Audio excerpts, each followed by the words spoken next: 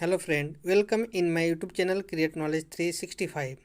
इस वीडियो में total 31 question का ऑब्जेक्टिव सॉल्व किया गया है, जो कि बहुत महत्वपूर्ण है। प्रकाश की किरण गमन करती है, जिसका सही आंसर हो जाएगा सीधी रेखा में गमन करती है।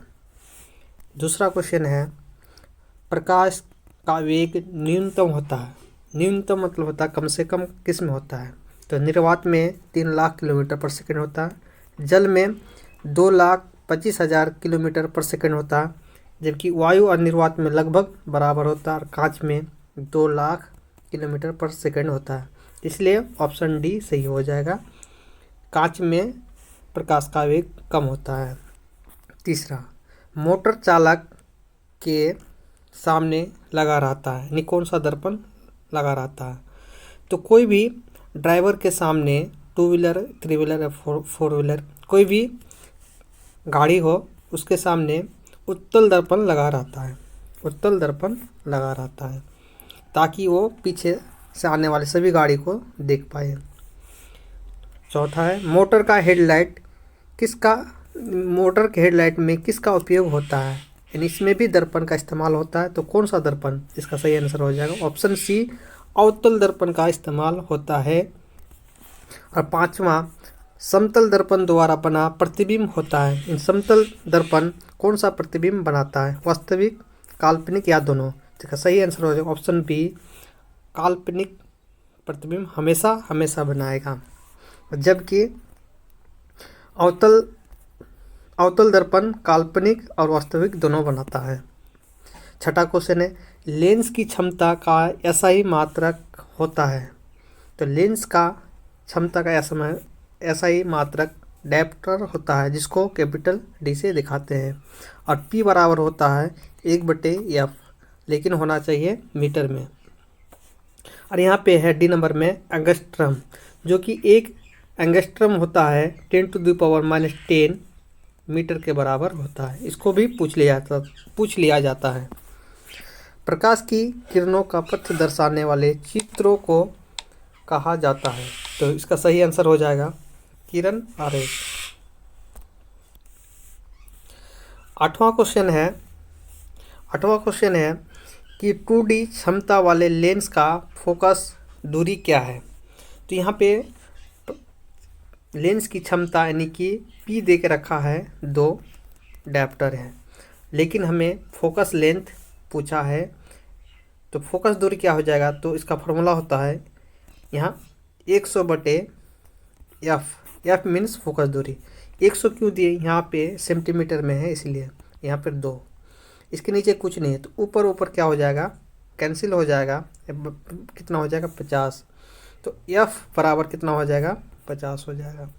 इसलिए इसका आंसर हो जाएगा 50 सेंटीमीटर। या तो फिर इसका दूसरा फॉर्मूला होता है कि P बराबर 1/F, ये मीटर में होगा। तो यहाँ पे क्या है? 2 है, पावर 2 है, और 1/F। तो इसको क्या करेंगे हम? F इधर आके क्या हो जाएगा? गुना हो जाएगा। या तो फिर F बराबर 1/2 क्या हो जाएगा? 1/2। 1/2 को यदि हल करेंगे तो कितना हो जाएगा? 0.5 मीटर। यहाँ पे 0.5 मीटर भी रहता तो सही होता है। यहाँ कितना देख रखा? 50 सेंटीमीटर, इसलिए ऑप्शन डी सही होगा। 9वां क्वेश्चन है, किसी उत्तल लेंस का फोकस अंतर 50 सेंटीमीटर है, तो उसकी क्षमता क्या होगा? यानी लेंस दे के रखा है, उत्तल लेंस, और फोकस दूरी 50 सेंटीमीटर है। तो फोकस दूरी 50 सेंटीमीटर है, और फोकस दूरी प्लस में होगा या माइनस में? क्योंकि उत्तल लेंस में फोकस दूरी प्लस में होता है। तो F बराबर 50, और यहाँ क्या पूछा है? क्षमता। तो P बराबर क्या होता है? 100/F। F कितना है? 50। तो 50 दूनी 100, यानी 2 सेंटीमीटर 2D हो जाएगा। D क्यों? क्योंकि लेंस की क्षमता डायप्टर में नापा जाता है। तो यहाँ माइनस नहीं होगा। माइनस क्यों नहीं होगा? कारण कि यहाँ पे फोकस दूरी नेगेटिव नहीं था। 10वां नंबर है प्रकाश की किरणों के समूह को क्या कहा जाता है। इसका सही आंसर है किरणपुंज कहा जाता है। ये 3 तरह का होता है, समांतर किरणपुंज, अभिसारित किरणपुंज और अपसरी किरणपुंज। 11 नंबर है कि उत्तल लेंस की क्षमता होती है ऋणात्मक, धनात्मक या दोनों, यानी कि ऋणात्मक और धनात्मक दोनों। इसका सही आंसर हो जाएगा कि धनात्मक होता है, ऑप्शन बी। कारण कि उत्तल लेंस का फोकस दूरी क्या होता है, पॉजिटिव होता है। तो पॉजिटिव होता है तो इसका लेंस की क्षमता भी पॉजिटिव हो जाएगा। अवतल लेंस की क्षमता होती है तो इसका आंसर हो जाएगा ऋणात्मक हो जाएगा, कारण कि इसके फोकस दूरी क्या होता है, माइनस होता है। उत्तल लेंस को कहा जाता है, उत्तल लेंस को और दूसरा नाम से किस नाम से जाना जाता है, अभिसारी या अपसारी। तो जो उत्तल लेंस क्या होता है, एक बिंदु पे समांतर किरण पुंज को एक बिंदु पे लाके मिलाता है, तो क्या होता है, अभिसारित हो रहा है। क्या हो रहा है, अभिसारित। तो ये क्या हो जाएगा, अभिसारी लेंस हो जाएगा। अवतल लेंस को क्या कहा जाएगा, उत्तल लेंस को अभिसारी, तो अवतल लेंस को हो जाएगा अपसारी लेंस कहा जाएगा, यानी ऑप्शन सी है। 15 नंबर में है निम्न में से कौन सा पदार्थ लेंस बनाने के लिए प्रयुक्त नहीं किया जा सकता है, इस्तेमाल नहीं किया जाता, जल, कांच, प्लास्टिक। तो क्या होगा, इसका आंसर ऑप्शन डी हो जाएगा, मिट्टी का इस्तेमाल नहीं होता है लेंस बनाने के लिए। 16 नंबर में है किस दर्पण से हमेशा वस्तु से छोटा प्रतिबिंब प्राप्त होता है। किस दर्पण बोला है, यहाँ लेंस नहीं बोला है, तो ध्यान देंगे। दर्पण और लेंस में बहुत ज़्यादा फर्क है। तो किस दर्पण, इसका सही हो जाएगा उत्तल दर्पण। उत्तल दर्पण से हमेशा छोटा प्रतिबिंब प्राप्त किया जाता है। किस दर्पण से वस्तु का बड़ा प्रतिबिंब प्राप्त किया जाता है। समतल में प्रतिबिंब हमेशा बराबर बनता है, यानी वस्तु के बराबर बनता है समतल में।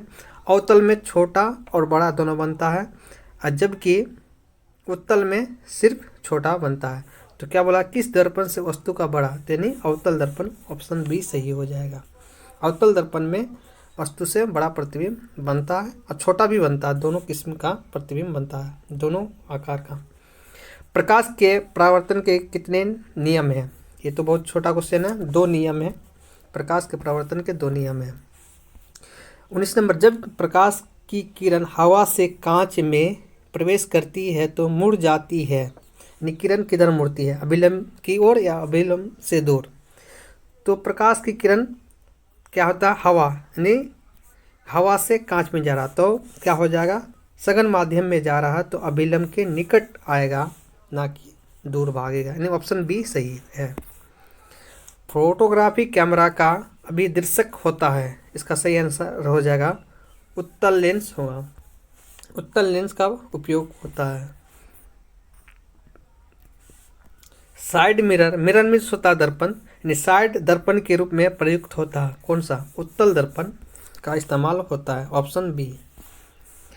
एक अवतल दर्पण की फोकस दूरी 10 सेंटीमीटर है तो उसकी वक्रता त्रिज्या मीन्स कैपिटल आर, और कैपिटल आर पूछा है, इसका फॉर्मूला होता है 2f, एफ मीन्स फोकस दूरी। तो फोकस दूरी का डबल होता है आर, तो फोकस दूरी कितना है, 10 का डबल 20 हो जाएगा, ऑप्शन बी सही है। 23 नंबर में है निर्गत किरण एक अभिलंब के बीच के कोण को कहते हैं। क्या निर्गत कोण, किरण और अभिलंब के बीच बना कोण को निर्गत कोण कहेंगे, ऑप्शन सी है। 24 नंबर में सरल सूक्ष्मदर्शी में किसका उपयोग होता है। सूक्ष्मदर्शी मतलब होता है कि छोटा चीज़ को देखने वाले, यानी बहुत छोटा चीज़ को देखने के लिए आना। तो छोटा चीज़ है उसको बड़ा करने के लिए किसका उपयोग किया जाएगा। और यहाँ पे ये भी समझना कि दर्पण का इस्तेमाल होगा यहाँ लेंस का, तो यहाँ पे सूक्ष्मदर्शी में लेंस का उपयोग होता है, ना कि दर्पण का। और दर्पण का उपयोग होता है तो उत्तल लेंस का उपयोग होगा, यानी कि दर्पण का उपयोग नहीं होगा, इसका तो उपयोग होता ही नहीं है। लेकिन उत्तल लेंस का क्यों होगा, क्योंकि छोटा को बहुत बड़ा इसी से देखा जा सकता है, संभव है। 25 नंबर में है किस लेंस के द्वारा सिर्फ काल्पनिक प्रतिबिंब बनता है। यहाँ के क्या लिखा हुआ, तनता है, टाइपिंग मिस्टेक है। काल्पनिक बनता है, किस लेंस पूछा है, किस लेंस के द्वारा, सिर्फ केवल और केवल क्या बनता है, काल्पनिक। तो ये हो जाएगा उसका, इसका सही होता है अवतल लेंस का उपयोग करता है काल्पनिक प्रतिबिंब बनाने के लिए, या काल्पनिक प्रतिबिंब बनता है अवतल लेंस में। और जबकि यही क्वेश्चन अगर यहाँ लेंस की जगह दर्पण हो जाएगा तो आंसर इसका बदल जाएगा, उत्तल लेंस उत्तल दर्पण हो जाएगा। प्रवर्तन के नियम से निर्धारित होता है, क्या निर्धारित होता है, प्रवर्तन के नियम है ये, अपतन कोण बराबर परावर्तन कोण, ये सही है, ऑप्शन ए सही है। जबकि बी में है परावर्तन कोण बराबर अपवर्तन कोण, ये अपवर्तन का नियम है, यहाँ पूछा है परावर्तन के लिए, ऑप्शन ए सही है। 27 नंबर है काल्पनिक प्रतिबिंब होता है, तो काल्पनिक प्रतिबिंब होने का मतलब है कि वो सीधा होगा, और जबकि वास्तविक में सीधा भी होगा उल्टा भी होगा, तो हो जाता क्या, दोनों, यानी सी ऑप्शन हो जाता, लेकिन यहाँ पे ऑप्शन ये होगा, काल्पनिक सीधा प्रतिबिंब बनता है।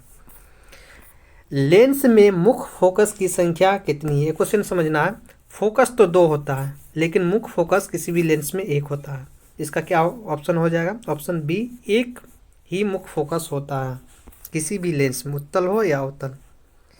सर्च लाइट का परावर्तक सतह होता है, कैसा होता है, यानी कि सर्च लाइट का परावर्तक सतह अवतलीय होता है या परवलयीय होता है, इसलिए ऑप्शन बी होगा, बी ऑप्शन सही है। दाढ़ी बनाने में कौन सा दर्पण प्रयुक्त होता है, यानी कि सैलून में कौन सा दर्पण का उपयोग होता है, तो इसका सही आंसर हो जाएगा अवतल दर्पण का इस्तेमाल होता है किसी भी सैलून में, क्योंकि चेहरे में एक भी बाल छूट ना जाए, यानी छोटा है तो बड़ा बड़ा दिखने के लिए। 31 नंबर में एक उत्तल लेंस की क्षमता 1 डायप्टर है, तो उस लेंस की फोकस दूरी क्या होगा, यानी कैपिटल एफ क्या होगा, तो पावर देके रखा है 1d, डायप्टर डी, और यहाँ पे आंसर में है सेंटीमीटर, तो सेंटीमीटर वाला फॉर्मूला लगेगा 100 बटे फोकस दूरी, फोकस दूरी मतलब कैपिटल एफ और 1, तो इधर हो जाएगा, तो एफ बराबर 100। अब समझना है कि उत्तल लेंस बोला है, तो यहाँ पे भी 100, सी नंबर और डी नंबर में 100 है, लेकिन अंतर क्या है, प्लस और माइनस के लिए। तो उत्तल लेंस में फोकस दूरी क्या होता है, पॉजिटिव होता है, धनात्मक होता है, इसलिए इसका आंसर हो जाएगा ऑप्शन सी, ऑप्शन सी हो जाएगा, पॉजिटिव उत्तल लेंस। यहीं पे अवतल लेंस सिर्फ हो जाता तो आंसर इसका डी हो जाता, इसलिए 31 नंबर का सही आंसर होगा ऑप्शन सी, ये समझने की बात है। तो इसी तरह के वीडियो को पाने के लिए चैनल को सब्सक्राइब कीजिए, और बहुत सारा क्वेश्चन है, तो ये नेक्स्ट पार्ट में इसको दे देंगे, ये पार्ट 1 है, नेक्स्ट जो आएगा वो पार्ट 2 होगा। Thank you for watching this video.